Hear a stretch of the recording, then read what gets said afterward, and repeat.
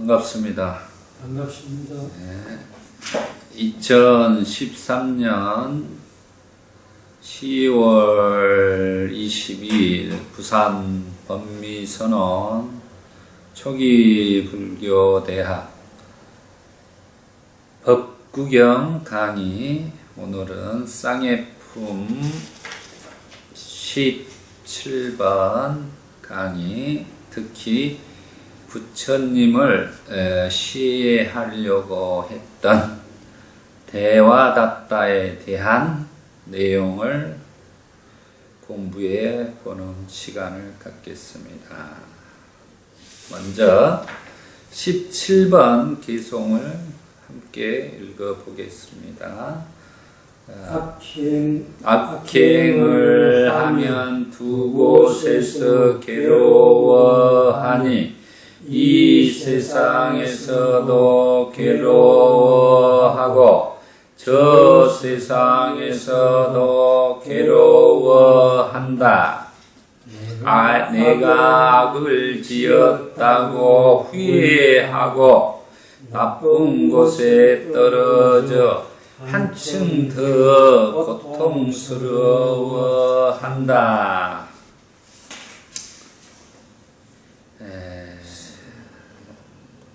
악행을 하면 두 곳에서 괴로워한다니. 저번 시간에 도축업자 쭌따와 또 여법한 제가 신도에 대한 강의를 했었습니다. 그런 것처럼 현생에서도 괴롭고 죽어서 저 세상 가서도 괴롭다는 것을 보았습니다. 마찬가지로 오늘 공부에서도 대화다tta라는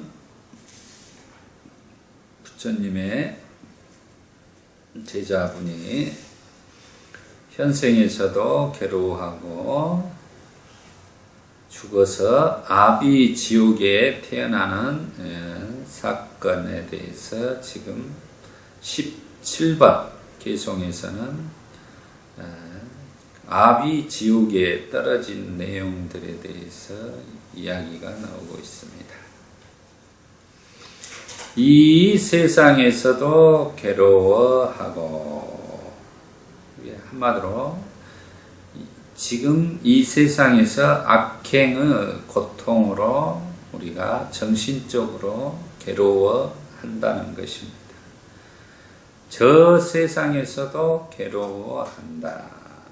그럼 저 세상에서 괴로우면 현생에 자기가 지어놓은 업에, 불선업의 과보에 따라 저 세상에서 괴로워한다.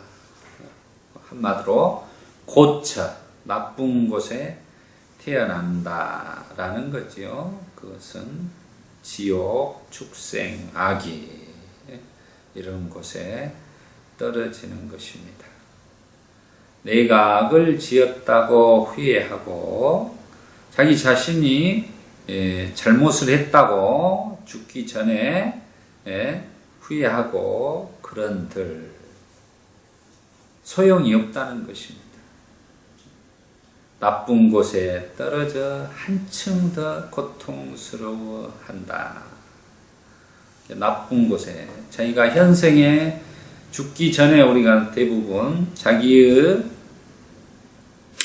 불선업에 대해서, 악행에 대해서 자기가 후회를 한다고 해서 그게 감해지질 않습니다. 그 불선업의 과보로 인해서 지옥에 떨어져서 더욱더 고통스러운 삶을 살아간다는 업인 과보에 대한 이야기가 되겠습니다. 그래서 이 이야기는 이제 바로 대화다tta에 대한 이야기를 해보겠습니다. 이 내용이 지금 데와다tta와 6 왕자가 출가하게 된 내용하고 이렇게 같이 섞여 있습니다.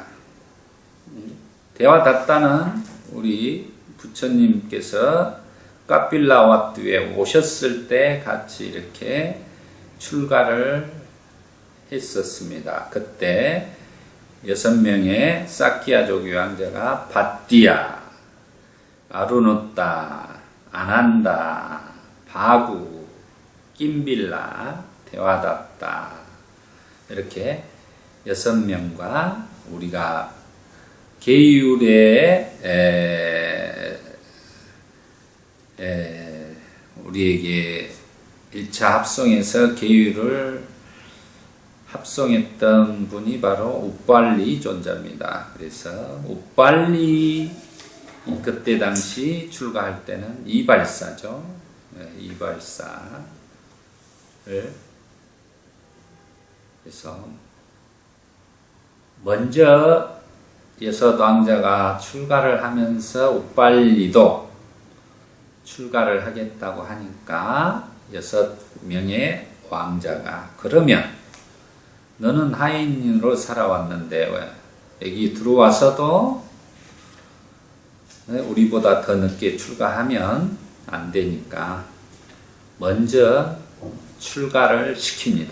그것은 6 왕자의 교만을 없애기 위해서 먼저 우빨리 존자를 먼저 계를 받게 하고 그 다음에 6 왕자는 계를 받게 되는 것입니다. 이것은 승가에서 중요한 것입니다. 군대처럼 하루만 빨리 더 출가했어도 선배로서 대우를 하기 때문에 지금 이렇게 먼저 우빨리를 출가시키고 우빨리에게 삼배를 올리고 이런 교만한 마음, 세속으로 말하면 하인에게 존경을 표하는 이런 현상이 되겠습니다. 그래서 출가를 해서 열심히 6 왕자 우빨리도 열심히 하게 됩니다. 이제 그 앞부분은 이제 전체적으로 그 내용입니다. 이 내용은 이제 나중에 또 이제 공부해 보기로 하고 오늘 주제는 데와다tta의 악행에 대해서 공부하는 시간이기 때문에 거기에 대한 인연담의 이야기를 해보겠습니다. 267페이지 중간쯤 오면 이 내용이 나와 있습니다. 한번 보시죠. 고산비에서 부처님과 부처님의 제자들에게 커다란 이득과 명예가 생겨나자 사람들은 손에 옷들과 의약품 등을 가지고 스승께서는 어디에 계신가? 지금 이제 부처님께서 이렇게 전법을 하시면서 이제 말년에 돼가면서 굉장하게 이렇게 유명해지고 함으로써 이득과 명예가 생겨난 것이죠. 그때 이제 우리가 손에 옷들과 의약품 이런 것들을 가지고 부처님을 먼저 찾고 그 다음에 상수 제자인 사리푸타 존자가 어디 계신가, 또 목갈라나 존자가 어디에 계신가, 또 우리 가사빠 존자는 어디에 계신가, 바띠야 장로는 어디에 계신가, 아루누타 장로는 어디에 계신가, 아난다 장로는 어디에 계신가, 바구 장자는 어디에 계신가, 김빌라 장로는 어디에 계신가 라고 말하며 80명의 위대한 제자들을 찾아다녔습니다. 이 80명의 위대한 제자들이 이제 내용이 나오고 있습니다. 그것은 그때 당시 이제 전법을 많이 하고 세월이 지나다 보니까 이렇게 알려진 위대한 제자들이 많이 있게 됩니다. 그러나 장로 대화답다는 어디에 앉아 있는지 서 있는지에 대하여 묻는 사람이 없었습니다. 한마디로 지금 대화답다는 관심이 없는 거예요. 다른 제가자들이 이렇게 와서 공양을 올리거나 찾거나 이런 경우가 없었다는 거죠. 그런 걸 보면 대화답다는 한마디로 존경을 받지 못하고 있었다라고 볼 수도 있습니다. 그는 이와 같이 나도 그들과 함께 출가했다. 6 왕자와 출가했는데 자기만 지금 찾지를 않기 때문에 지금 시기 질투가 난 거죠. 그들이 왕족 출신으로 출가했다면 나도 왕족 출신으로 출가했다. 이득과 명성을 거머쥔 자들은 이들 수행승들만을 찾지 아무도 나의 이름을 찾는 사람은 없다. 누구와 함께 하나가 되어 무엇을 믿고 나의 이득과 명성을 생기게 할 것인가 라고 생각했다. 지금 여기서는 자기 자신 스스로가 지금 소외감과 따돌림을 받은 것 같은 느낌을 갖는 거죠.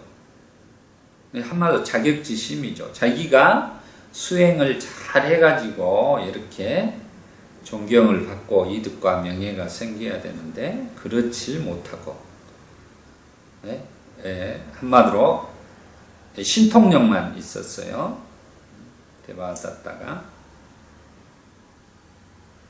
그러자 그에게 이와 같은 생각이 떠올랐다.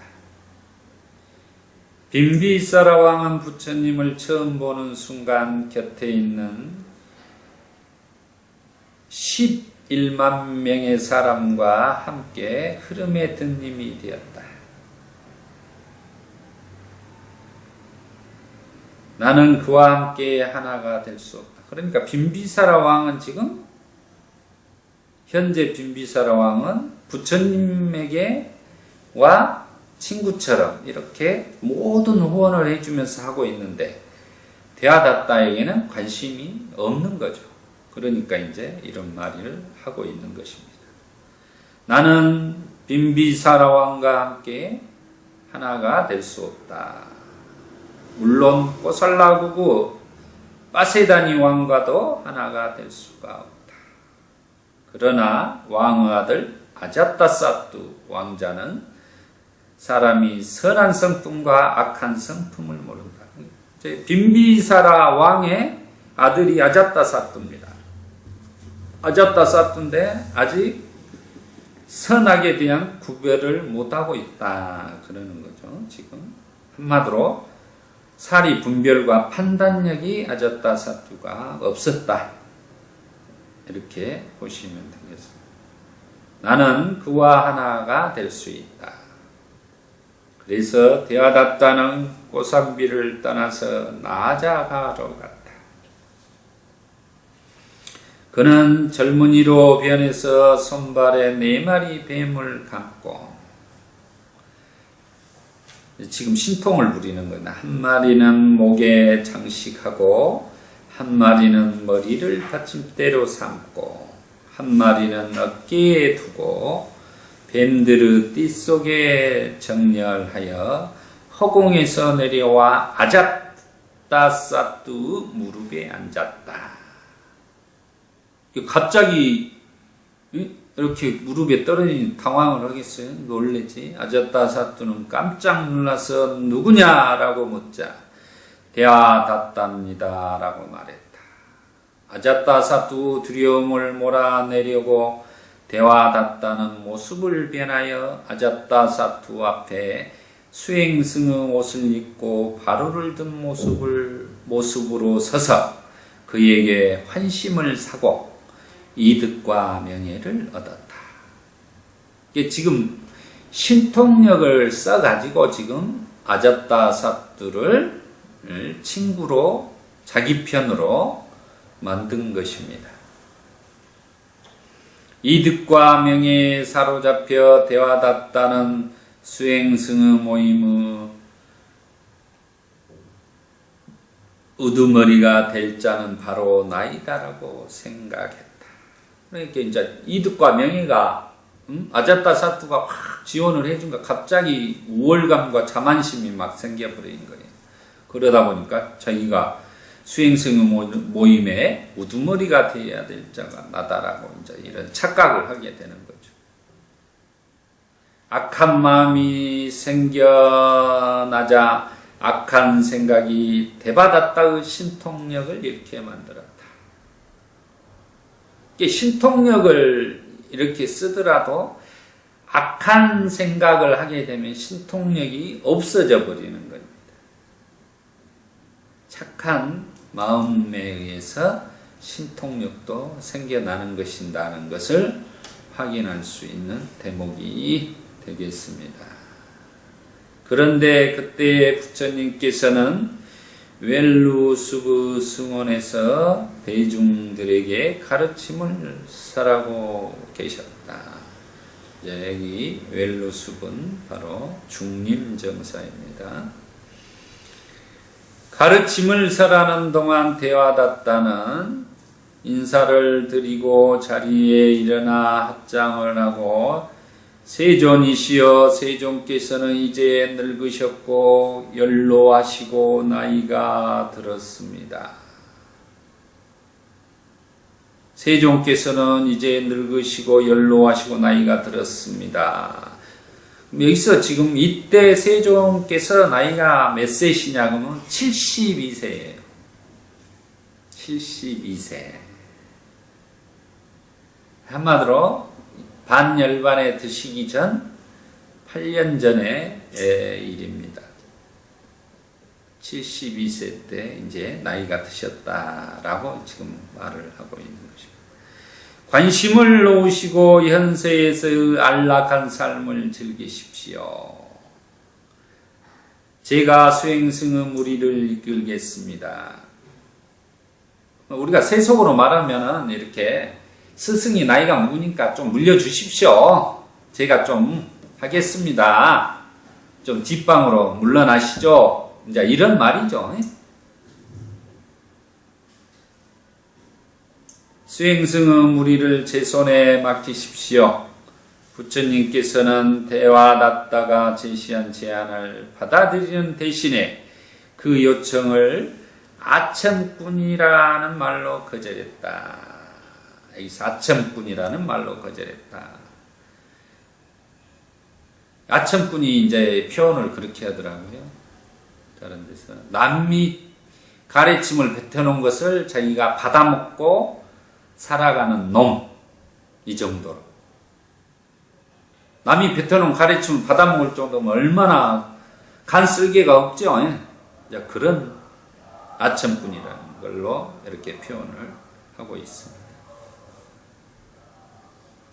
그러자 대화다따는 화가 나서 처음으로 스승에게 증오를 품고 그것을 떠났다. 대화다따는 스스로 나는 이제 곶다마에게 버림받았다. 이제 나를 그를 괴롭힐 것이다. 이제 한마디로 무시를 당하고 그러니까 이제 복수를 칼을 가는 거죠. 그래서 아자타사뚜에게 접근해서 그에게 이와 같이 말했다. 젊은이여, 예전에 사람들이 오래 살았지만 지금은 사람들이 오래 살지 못합니다. 그래도 왕자지만 죽어야 합니다. 그러니까 지금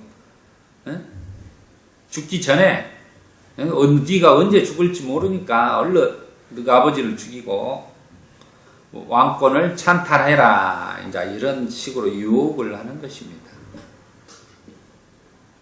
그러므로 왕자여, 그대는 아버지를 죽이고 왕이 되십시오. 나는 세존을 죽이고 부처가 될 것입니다. 왜 여기서 보면 부처님을 죽이고 자기가 부처가 된다. 이렇게 생각한 사람은 어떻게 부처가 되겠어요? 부처를 죽이고 자기가 부처를 된다.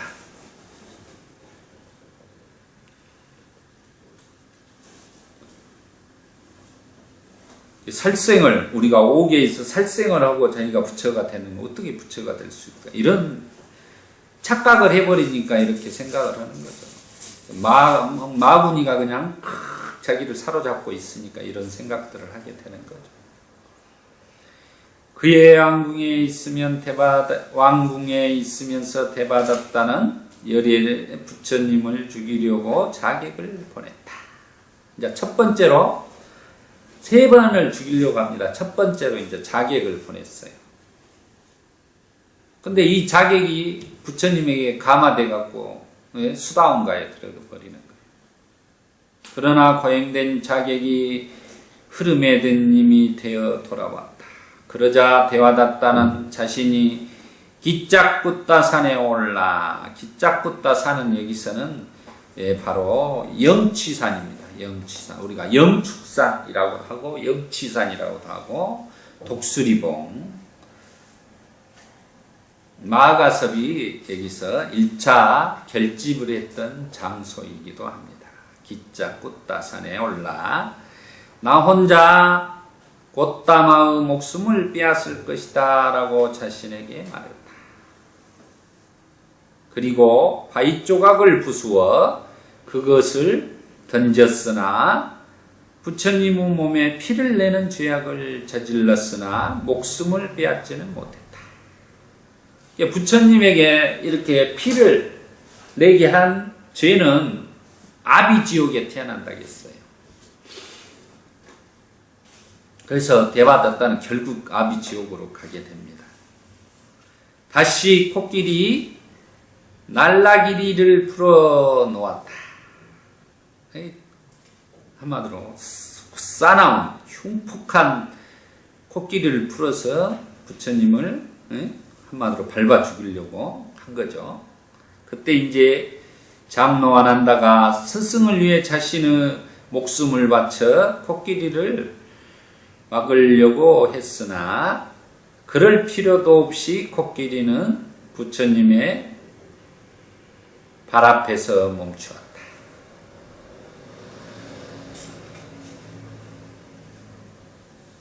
자, 이렇게 세 번을 대화닫다가 죽이려고 자객을 보내고 그 다음에 바위를 돌 조각을 던져가지고 부처님에게 상처를 입히고 그 다음에 그래도 안 되니까 코끼리를 풀어놔서 부처님을 죽이려고 한 세 번의 시도를 했지만은 결국 죽일 수가 없었다. 이 세 번의 부처님을 시해하려고 한 사건 때문에 결국은 대화닫다는 살아생전에서 고통을 받고 죽어서도 무간 지옥에 떨어진다는 것입니다.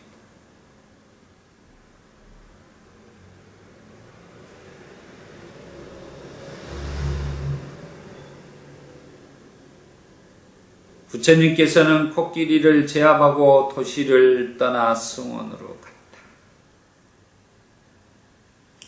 헤아릴 수 없이 많은 수천의 제가 신도들이 가져온 음식을 드신 이후에 부처님께서는 나자가의 많은 주민에게 차제 설법을 하자 84,000의 무상들이 진리를 꿰뚫었다.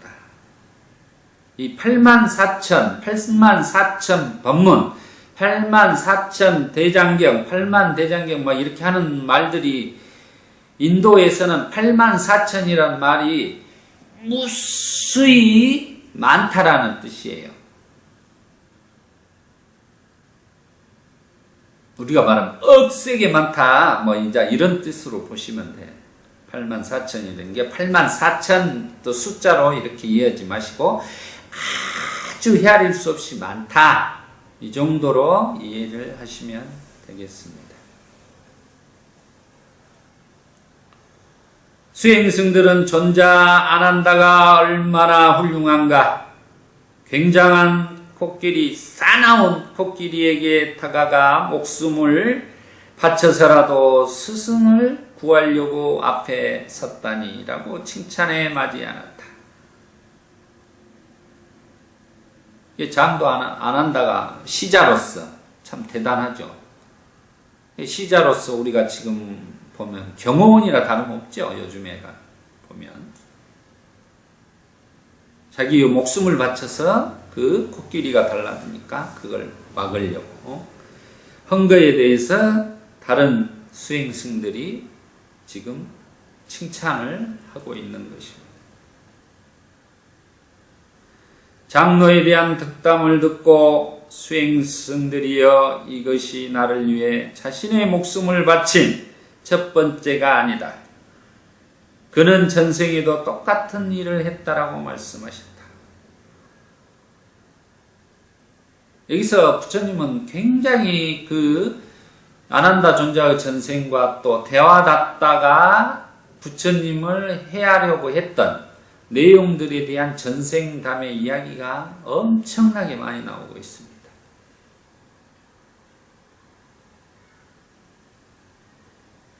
그 말은 뭔 말이냐면 뭔가 과거생부터 원인이 있었기 때문에 현재 이렇게 일들이 조건 지어져서 발생하고 있다는 것을 우리가 알 수 있습니다. 지금 이 내용에서.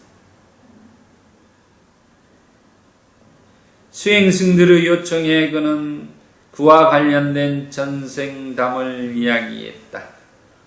지금 시간이 없어서 이런 전생담의 이야기는 나중에 또 공부하시기로 하겠습니다. 대화닫다가 왕의 죽음을 교사하고 부처님을 죽이도록 사람을 고용하고 바위 조각을 던지고 코끼리 날라기리를 풀어놓은 것과 같은 사악한 행위는 널리 사람들에게 알려졌다. 사람들은 웅성거리며 대화닫다가 혼자서 왕을 죽였고 살인자를 고용하였고 바위를 던졌다. 그리고 이제는 코끼리 날라기리를 풀어놓았다. 이와 같이 사악한 자를 데리고 왕은 살고 있다라고 말했다. 여기서 지금 왕은 아잣다사뚜예요. 자기 아버지 빈비사라 왕을 죽여버리고 아잣다사뚜가 왕이 되었죠. 아잣다사뚜가 왕이 돼서 대화닫다를 물신양면으로 후원을 하고 있었기 때문에 지금 왕은 곤란한 지경에 처해 있는 거죠. 그러자 왕은 사람들의 이야기를 듣고 아잣다사뚜 왕은 사람들의 이야기를 듣고 대화닫다의 500개의 유죽 그릇을 빼앗고 다시는 시중을 들지 못하게 했다. 한마디로 이제 도시 공양을 없애버리는 것이죠.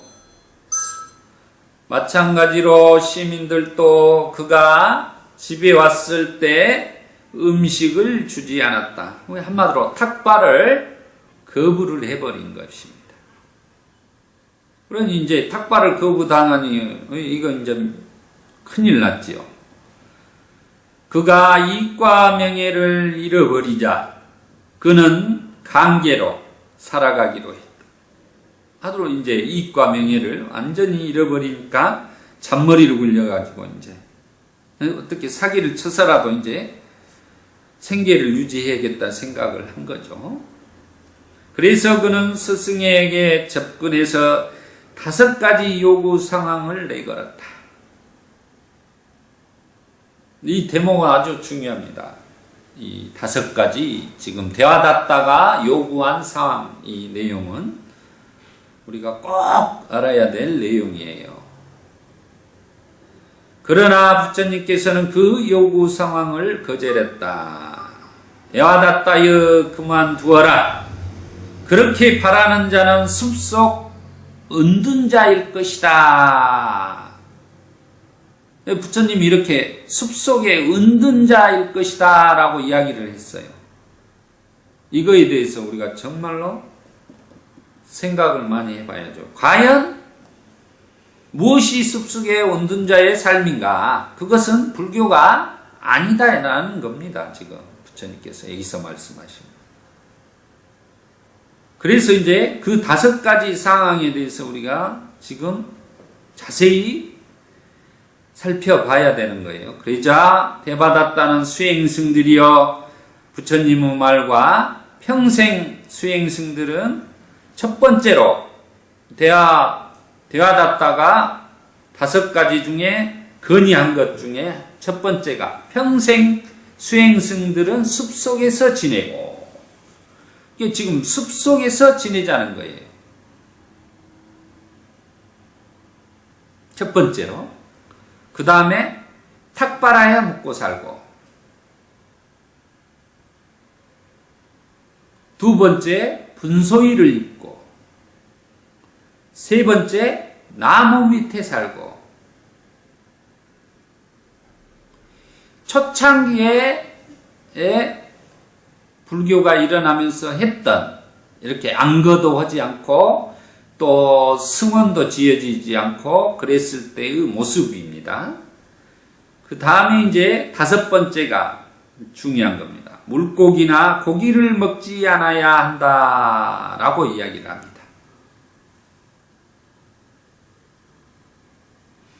우리가 알기로는 어떻게 알겠죠? 우리 한국 불교에서는 스님들이 고기를 먹지 말아야 한다라고 이렇게 생각을 하잖아요, 대부분.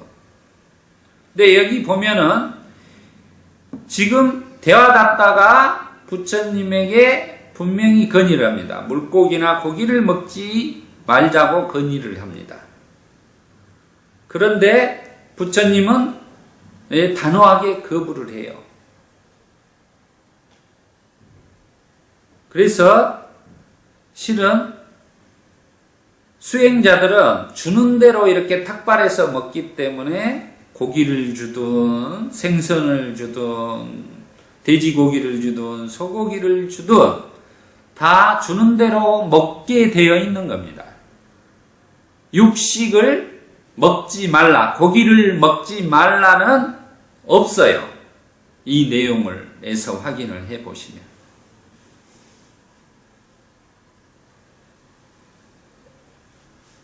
그래서 우리가 이런 것들의 경전에 근거해서 근거 없는 스님들은 고기를 먹지 않는다, 먹으면 이상하게 보는 이런 편견들을 가지고 바라보시면 안 된다는 것입니다. 제가 한 말 가운데 누구의 말이 더 고상합니까? 괴로움에서 해탈하고자 하는 자는 저와 함께 가야 합니다라고 말하며 그곳을 떠났다.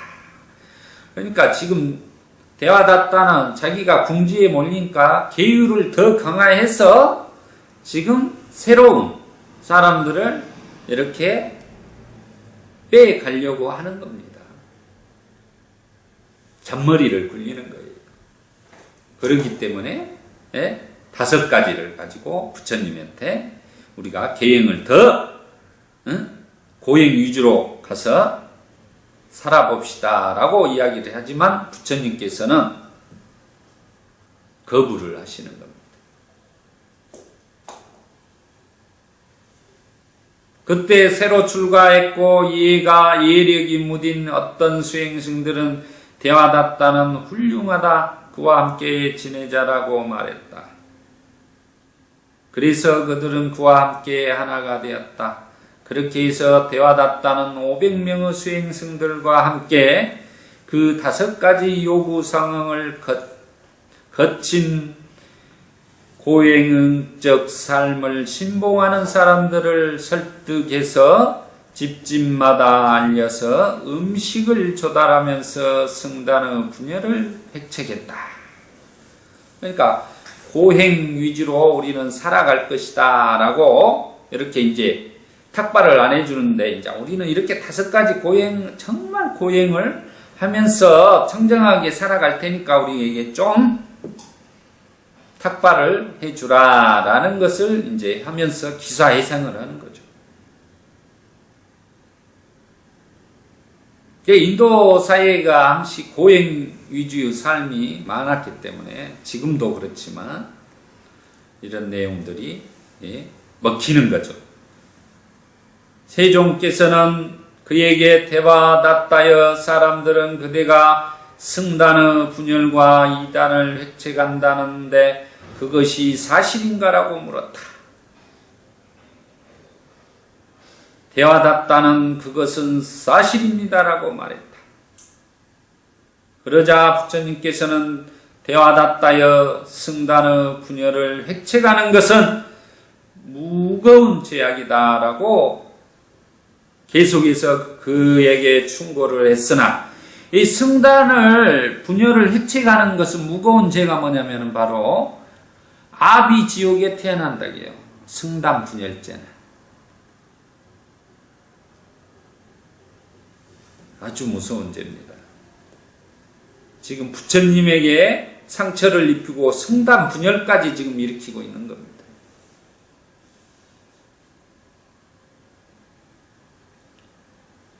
부처님이 충고에도 만류하고 대하답다는 부처님의 말에 귀를 기울이지 않았다. 그는 그곳을 떠나서 가다가 아난다 존자가 라자가 시에 탁발하고 있는 것을 보고 버시여 아난다여 나는 세종과 달리 여기서 버시여 아난다여 아마 버시죠. 같이 6 왕자가 출가할 때 아난다 존자하고 같이 출가를 했기 때문에 사키야족으로서 같이 나는 세종과 달리 승단과는 달리 고사를 하고 승단회의를 할 것이요 라고 말했다. 그러니까 따로 떨어져 나가서 다른 승단을 만들어서 고살도 하고 회의도 하겠다는 거예요. 이제 승단을 분열시키는 거죠. 장로는 그 말을 부처님께 전했다.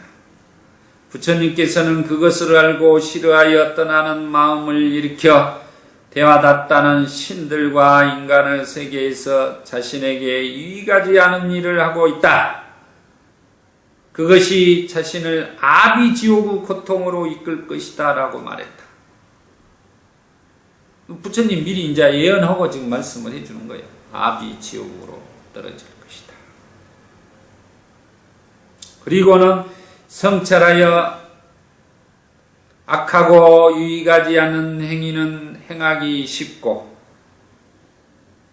악하고 유익하지 않은 행위는 행하기가 쉽고 유익하고 선한 행위는 지극히 행하기가 어렵다라고 시를 봤다. 한마디로 불선업은 우리가 행하기는 쉽고 선을 행하기는 어렵다는 것입니다.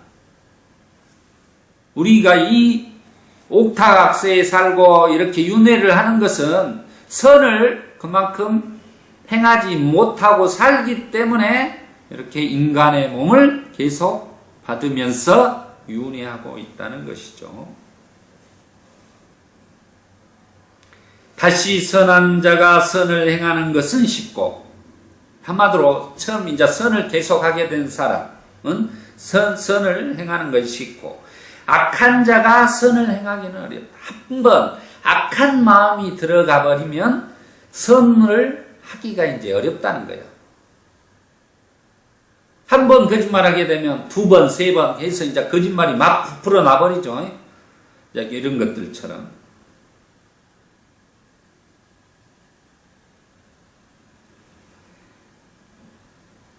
악한 자가 악을 행하는 것은 쉽고 고귀한 자가 악을 행하는 것은 어렵다라는 감흥의 시를 읊었다.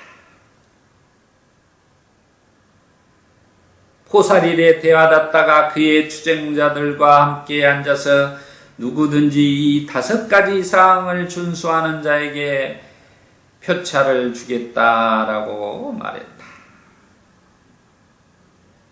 감사할 줄 모르는 신참후 500명의 밭지조국 아들들이 표차를 받았다. 대화다따는 이들을 데리고 가야시 싸러 갔다. 부처님께서는 그가 거기에 갔다는 사실을 듣고 두 위대한 제자를 보내서 수행승들을 돌아오게 조치했다. 한마디로 이제 사리푸타 존자와 모갈라나 존자를 보내서 다시 설득해가지고 데려오라고 조치를 취한 것입니다.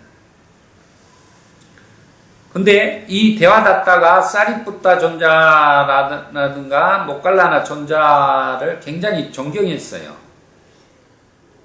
그렇기 때문에 이제 거기에 갔어도 법문을 하게 하고 이럴 때 이제 사리푸타 존자가 법문을 통해서 설득을 하는 거죠. 두 위대한 제자는 거기에 가서 다른 사람의 마음을 관찰하는 신변과 초월적인 힘의 신변을 발휘하여 그들에게 감노수를 마시게 하고 데리고 돌아왔다. 이게 감노수라는 게 이제 법문을 하는 거예요. 이 감노의 법문을 하게 해서 설득해가지고 돌아오게 된 것이다. 꽃갈리가가 말했다. 버시어 대화다따여 사리푸타와 모갈라나가 그대의 수행승들을 데려갔다. 버시어 사리푸타와 모갈라나를 믿지 말라라고 내 말을 기억하지 못하는가. 한마디로 대화다따는 사리푸타와 모갈라나를 굉장히 믿고 있었다는 거죠.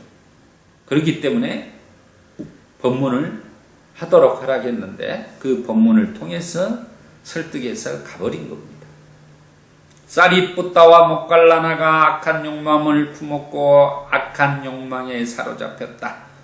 그가 이와 같이 말하면서 자신의 무릎으로 가슴 한 폭판을 쳤는데 입에서 뜨거운 피를 토했다.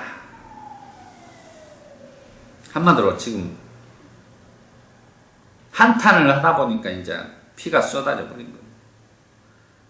수행승들은 사리푸타 존자가 수행승들에게 둘러싸여 공중으로 나는 것을 보고 세존이시여 존자 사리푸타가 아무도 데려가지 않았는데 많은 도반을 데리고 광채를 내며 돌아옵니다 라고 말하자 부처님께서는 그의 얽힌 전생의 이야기에 관하여 라카나 자타카를 설했다. 여기서 보면 이제 이 자타카 내용이 굉장히 많이 나오고 있습니다. 예, 과거 생에서도 이렇게 부처님을 도와서 사리푸타 존자가 했던 일들에 대해서 이 자타카의 전생담 이야기가 무수히 나오고 있습니다. 수행승들이여 세존이시여 대화다따가 자신의 양옆에 주요한 제자를 앉히고 세존의 흉내를 내며 가르치는 사람이다 라고 하자 부처님께서는 그것과 관련된 전생담으로 비라카 자타카를 설했다. 그리고 그 다음날 동일한 주제로 깐타카라 까자 자타카를 설했다. 또 비로짜나 자타카를 설했다. 그리고 수행승들이 세존이시여 대화다따는 은혜를 모릅니다 라고 하자 부처님께서는 그것과 관련된 전생담으로 자바사쿠나 자타카를 설했다. 그리고 대화다따가 세례하기 위해 돌아다니는 것과 관련된 전생담으로 꾸룽가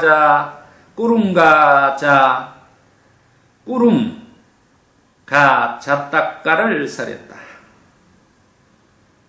그리고 수행승들이 대화다따는 이득과 명예를 놓쳤을 뿐만 아니라 수행승의 지위도 놓쳤다라고 하자 부처님께서는 그것과 관련된 전생담으로 우바또 핫다 자타카를 설했다. 이렇게 이제 과거 생에서도 이렇게 부처님과 그 행적들이 드러나 있습니다.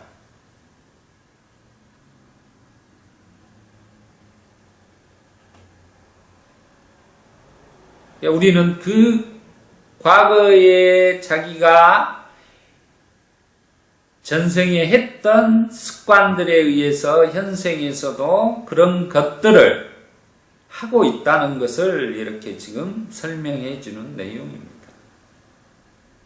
그 후 데아다따는 9달 동안 병이 들어 앓다가 결국 스승을 친견하고 싶어 자신의 제자들에게 말했다. 나는 부처님을 뵙고 싶다. 내가 그를 친견하게 해달라고 말했다. 그들은 대답했다. 선생님, 건강할 때 스승과 적대적 관계였다. 우리는 선생을 데리고 갈 수 없다라고 대답했다. 데아다따는 말했다. 나를 파멸시키지 말라. 나는 스승을 향해 오난을 품었지만 부처님께서는 나를 향해 머리카락만큼의 원한도 품지 않으셨다.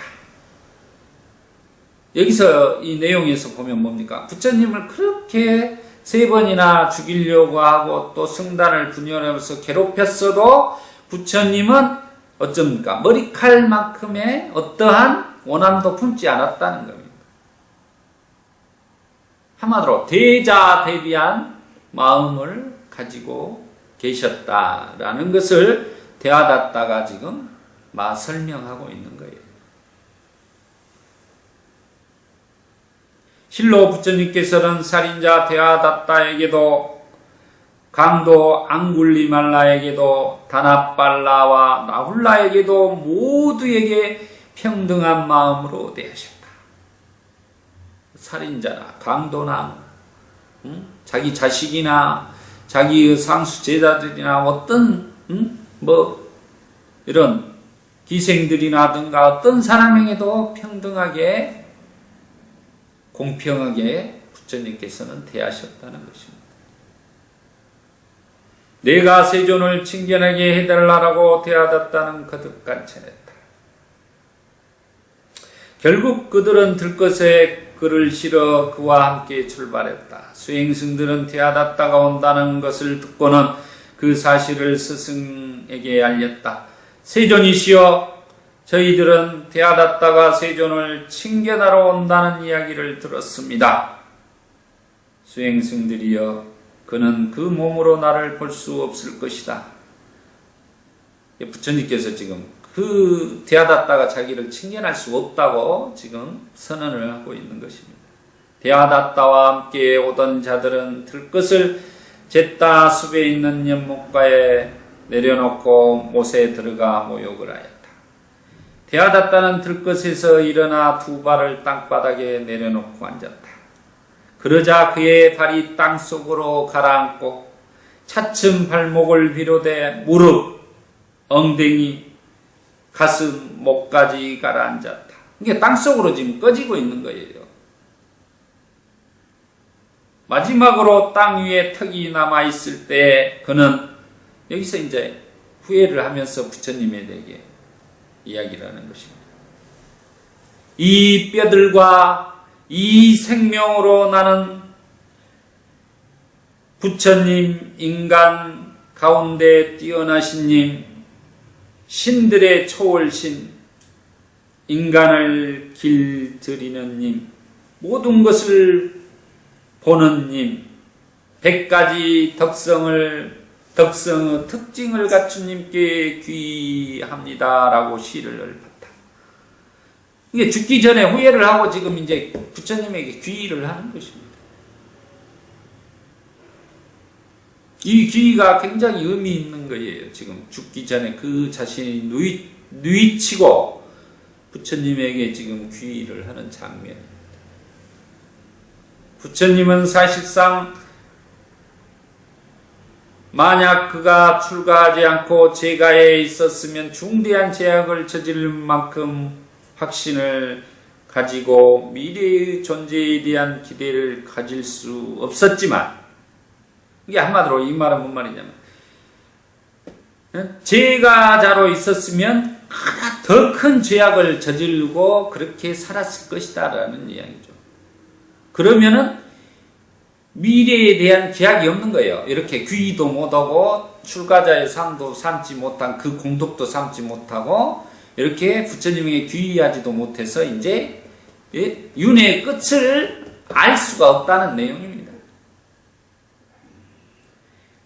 그래서 부처님께서는 그가 출가했기 때문에 중대한 제약을 저지른 것에 상관없이 확신을 가지고 미래의 존재에 대한 기대를 가질 수 있었다. 그러면서 지금 부처님이 수기를 하는 거예요. 백천겁이 끝날 무렵 대화답다는 아띠사라라는 영각불이 될 것이다 라고 수기를 하는 거예요.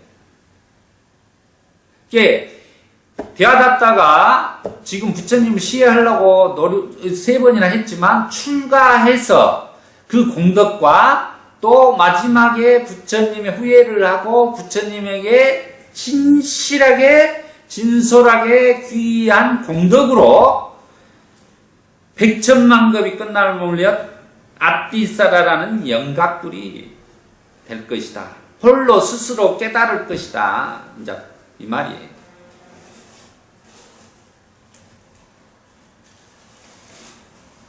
이 대목은 큰 중요한 대목들입니다. 지금 대하답다 이야기에서 지금 이제 출가했다는 것과 또 죽어갈 때 우리가 부처님에 대한 절실한 귀의를 하고 후회를 하면서 귀의했다는 내용들, 이런 것들 아주 중요한 내용이 되겠습니다. 영각불이 될 것이라는 사실을 알고 대화답다를 출가시켰다. 미리 알고 있었던 거예요, 부처님께서는. 한편 대화답다가 땅속에 가라앉았을 때 아비지옥이 다시 태어났다. 땅속에 가라앉아서 지금 아비지옥으로 들어간 것입니다. 그는 이와 같이 그가 부동의 부처님께 죄악을 저질렀으므로 부동으로 괴로워해야 한다라고 괴로움을 겪었다. 이게 한마디로 부처님은 마음이 전혀 부동의 심의 탈을 이루었기 때문에 흔들리지가 않는다는 말입니다. 그럼으로써 자기가 그런 부동의 마음이 흔들리지 않는 부처님에게 죄를 저지르면서 자기는 부동의 괴로움을 받는다. 꼼짝달싹 없이 움직이지 못하는 고통을 받는다는 말이에요. 어떠한 괴로움 속에서도 움직일 수가 없는 괴로움을 겪게 되는 내용입니다. 그가 크기가 100여자나인 아비지옥에 들어갔을 때 그의 몸은 높이가 100여자나가 되었다. 어마어마하게 커졌죠. 그의 머리는 귀 뿌리까지 새로 된 해골 속으로 들어갔다. 다리는 발목까지 새로 된 땅속으로 들어갔다. 새 막대가 종려나무 줄기처럼 두꺼운데 서쪽 새 벽으로부터 나와서 그의 등을 뚫고 가슴으로 튀겨져 나와 동쪽 새벽으로 뚫고 들어갔다. 이렇게 서 있는데 여기 와서 이렇게 지나가는 겁니다. 뚫고. 다른 새막대가 남쪽 새벽으로부터 나와서 그의 왼쪽 옆구리를 뚫고 오른쪽 옆구리로 튀겨져 나와 북쪽 새벽으로 뚫고 들어갔다. 다른 새 막대가 새 해골의 꼭대기로부터 나와서 그의 해골을 뚫고 항문으로 튀겨져 나와 동쪽 새벽을 뚫고 들어갔다. 이러한 부동의 자세로 그는 고통을 겪었다. 이게 꼼짝달싹 없이 온갖 좌우로 위에서 막 뚫고 지나가도 어쩔 수가 없는 고통을 겪는 거예요. 사람들은 대하답다가 땅속에 삼켜진 것을 기뻐하며 축제를 벌였다. 수행승들이 스승에게 세존이시여 대하답다가 어디에 태어났는지를 말해 주십시오라고 묻자. 여기서 보면은 부처님은 지금 대하답다의 전생에 대해서 이야기를 해줬고 그 다음에 현생의 대하답다의 삶을 이렇게 보았고 그 다음에 대하답다가 죽어서 어디에 태어났는지까지 설명하고 있어요.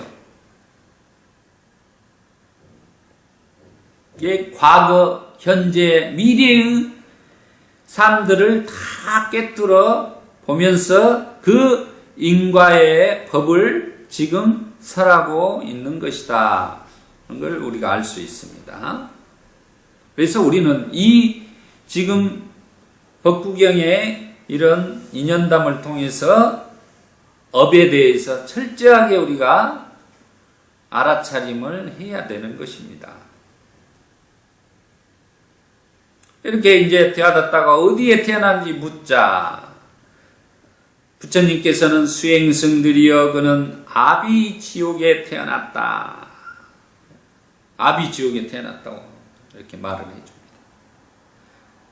세존이시여 그는 이 세상에서도 괴로워하며 살고 저 세상에서 가서도 괴로운 곳에 태어났습니다. 이 세상에 살 때도 이제 부처님을 죽이려다가 이제 자기가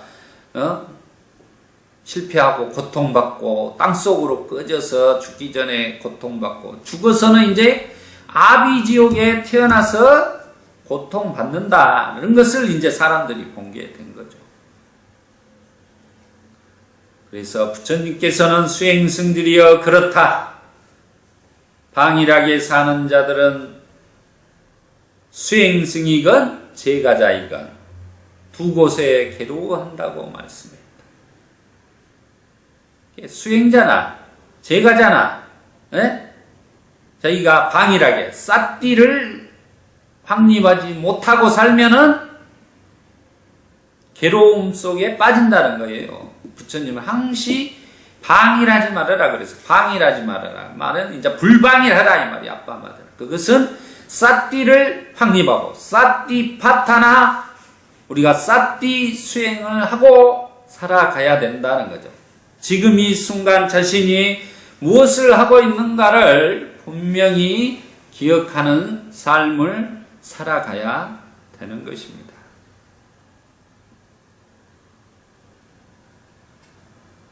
그리고 이어서 시로서 부처님께서는 악행을 하면 두 곳에서 괴로워하니 이 세상에서도 괴로워하고 저 세상에서도 괴로워한다.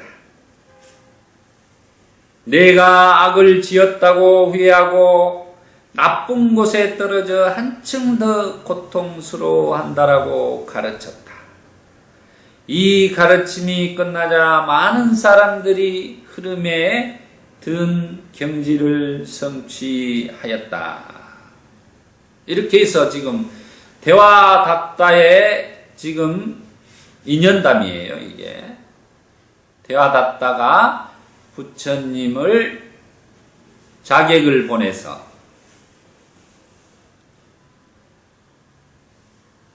또 바위 조각을 굴려서 부처님의 상처를 입히고 또 코끼리에게 풀어놔가지고 코끼리로서 시해하려고 했던 것 때문에 또 승단을 분열한 것 때문에 우리는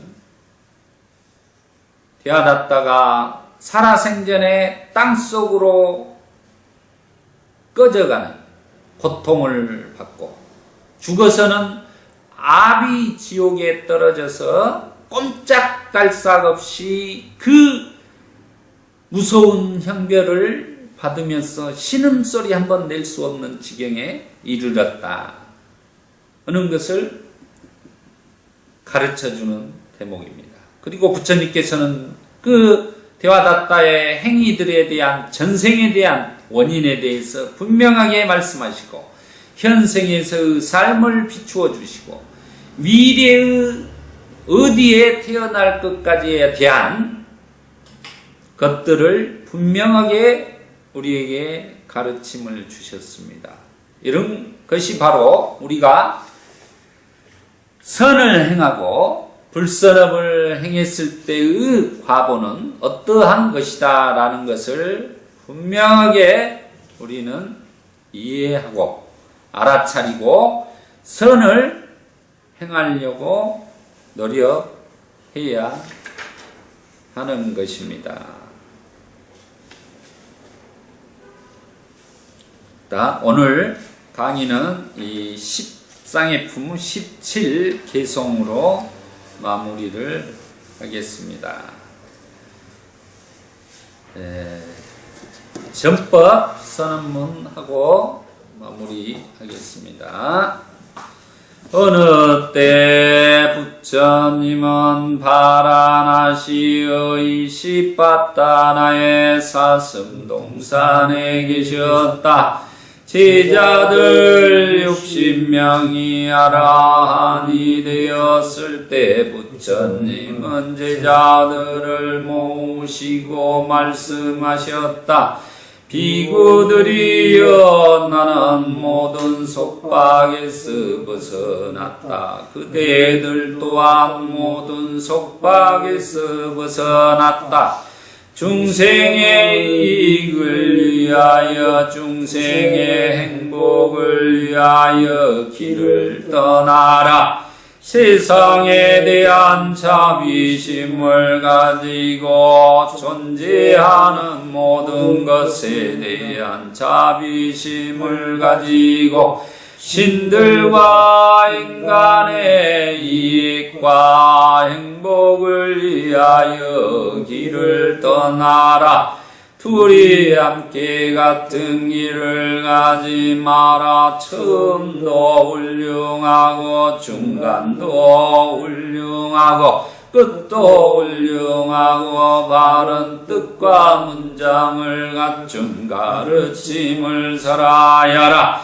완전하고도 청정한 수행의 삶을 보여주어라. 세상에는 더러움에 덜 물든 사람들도 있다. 다만 그들은 가르침을 듣지 못하였기 때문에 멀어졌지만, 만일 그들이 가르침을 듣는다면 그것을 곧 알아들을 것이다.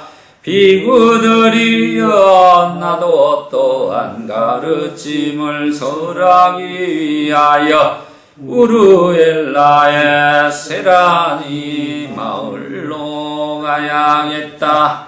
축원하겠습니다. 오늘 2013년 10월 20일 부산 법미선언 초기 불교 대학 법구경 강의 쌍해품 17번 개송 대화닫다가 부처님을 시해하려고 한 사건을 공부한 공덕으로 이 생에 우리 법우님들이 어빈과보를 다 소멸하여 이 생에 도과를 성취하시기를 진심으로 축원드립니다. 사두 사두 사띠 화타나. 수고하셨습니다.